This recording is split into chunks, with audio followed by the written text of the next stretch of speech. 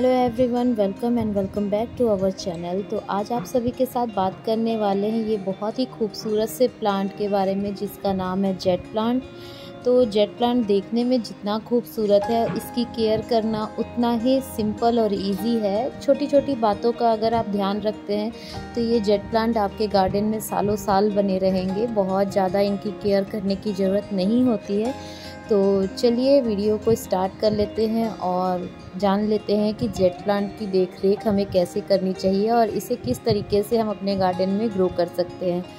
तो video start करने से पहले आप सभी से एक छोटी सी रिक्वेस्ट है कि अगर आप हमारे चैनल पे फर्स्ट टाइम विज़िट कर रहे हैं और ये वीडियो फर्स्ट टाइम वॉच कर रहे हैं तो प्लीज़ हमारे चैनल को सब्सक्राइब ज़रूर कर लीजिएगा। साथ ही लाइक कमेंट शेयर करना बिल्कुल भी मत भूलिएगा। तो चलिए वीडियो को स्टार्ट कर लेते हैं।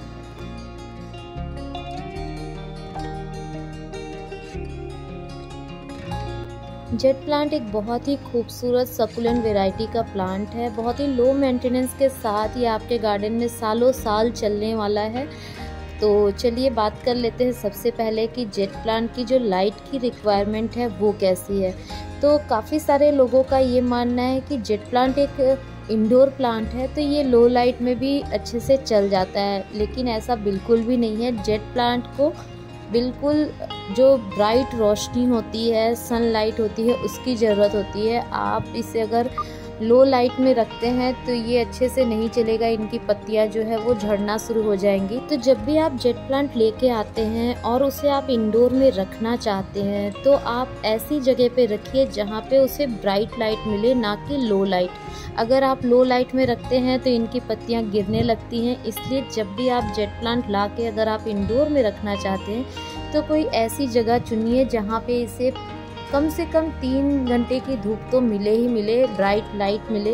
तो आपके जो जेट प्लांट की पत्तियां हैं वो बिल्कुल अच्छी रहेंगी और वो गिरेंगी नहीं। और वहीं अगर आप जेट प्लांट को आउटडोर में रखना चाहते हैं तो ऐसी जगह पे रखिए जहाँ पे इसे अच्छे से 4 से 5 घंटे की अगर धूप मिलती है तो भी ये जेट प्लांट बहुत अच्छे से चलता है। इनकी पत्तियों की ग्रोथ जो है वो बहुत अच्छी होती है। तो जेट प्लांट को आप जब भी लेके आएँ तो कोशिश करिए कि उसे ऐसी जगह पे रखें जहाँ पे इसे ब्राइट लाइट मिले, अच्छी सूरज की रोशनी मिले, तो आपका जो ये जेट प्लांट है वो बहुत अच्छे से चलेगा।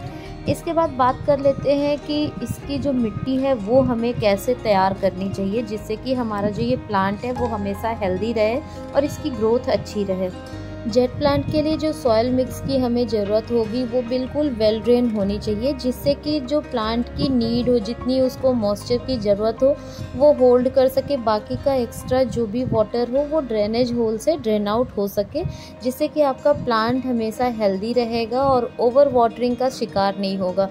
तो उसके लिए आपको जो मिट्टी तैयार करनी होगी उसका जो रेशियो होगा वो होगा, गार्डन सॉइल आपको लेना है 40%, इसके बाद इसमें सैंड लेंगे हम 30% और इसमें फर्टिलाइज़र ऐड करेंगे 30%। फर्टिलाइज़र आप कोई भी यूज़ कर सकते हैं, वर्मी कंपोस्ट भी यूज़ कर सकते हैं या काऊ डंग कंपोस्ट हो आपके पास तो आप वो भी यूज़ कर सकते हैं। इस तरीके से आप अपने जेट प्लांट के लिए एक बहुत ही वेल ड्रेन सॉइल तैयार कर सकते हैं, जिससे कि आपका जो प्लांट है वो हेल्दी रहेगा, मेनटेन रहेगा।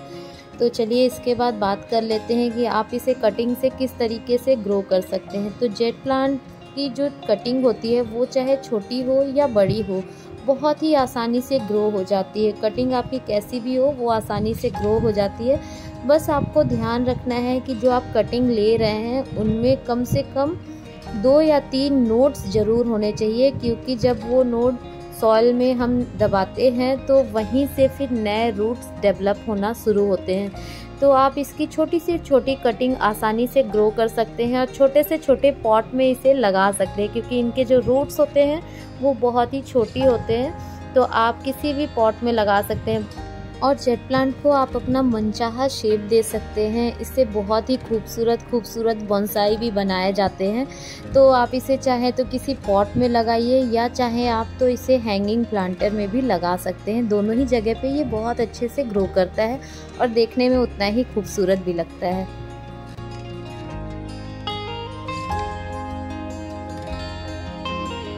इसके बाद बात कर लेते हैं अब कि जेट प्लांट को हमें पानी कैसे और कब देना है। तो जेट प्लांट को जो पानी देने का तरीका होता है वो टोटली डिपेंड करता है आपके जेट प्लांट के एरिया पे और टेम्परेचर पे कि आपने जेट प्लांट को किस जगह पे रखा हुआ। अगर आपने इंडोर रखा है तो उसको पानी देने का तरीका अलग होगा, और अगर आपने आउटडोर रखा हुआ है तो उसको पानी देने का तरीका अलग होगा।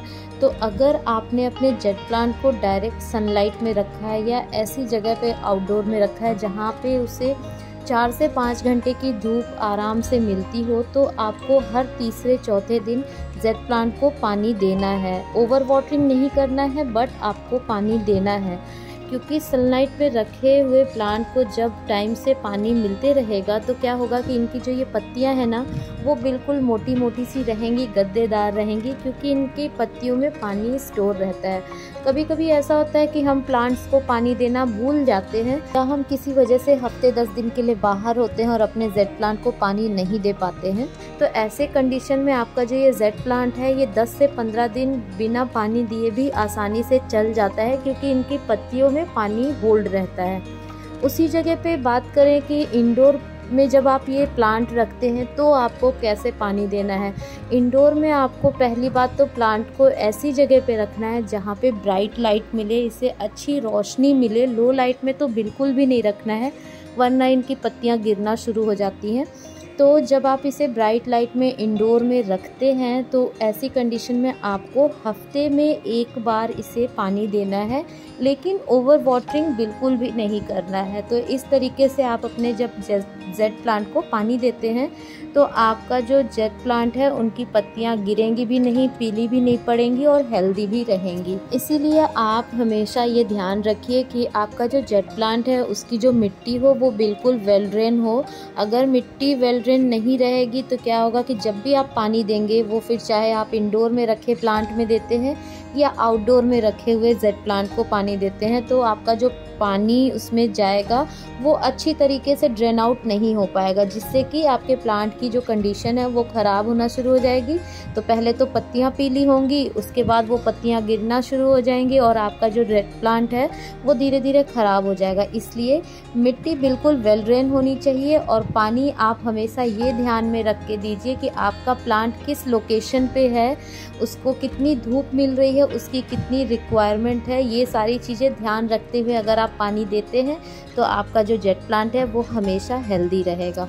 वैसे तो जेट प्लांट एक ऐसा प्लांट है कि वो लो मेंटेनेंस के साथ काफ़ी लंबे टाइम चलता है, सालों साल चलता है। और ये जो हमारा जेट प्लांट है, ये जेट प्लांट का मदर प्लांट है। ये 2 साल पुराना प्लांट है जो कि काफ़ी अच्छे से चल रहा है। और अगर आपके प्लांट की कंडीशन ख़राब हो चुकी है, उनकी पत्तियां पीली पड़ चुकी है या तो पूरी पत्तियां झड़ चुकी हैं, तो सबसे पहले तो आप उस प्लांट को धूप में रखिए। ऐसी जगह पे रखिए जहाँ पे उसे 4 से 5 घंटे की अच्छी धूप मिले, और आप कुछ दिनों के लिए पानी देना बिल्कुल बंद कर दीजिए। कुछ दिनों का मतलब है कि 10 से 12 दिन आप पानी देना बिल्कुल बंद कर दीजिए।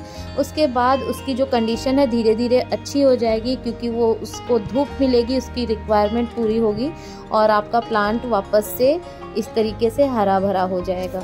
और लास्ट में बात कर लेते हैं फर्टिलाइज़र की। तो जेट प्लांट को बहुत ज़्यादा फर्टिलाइज़र की नीड नहीं होती है। 2 से 3 महीने में एक बार आप इसे फर्टिलाइज़र दीजिए, वो इसके लिए काफ़ी होता है। तो इसी तरीके से आप अपने जेट प्लांट की केयर कर सकते हैं। छोटी छोटी बातों का अगर आप ध्यान रखते हैं तो आपका जेट प्लांट हमेशा इसी तरीके से हरा भरा रहेगा और हेल्दी भी रहेगा।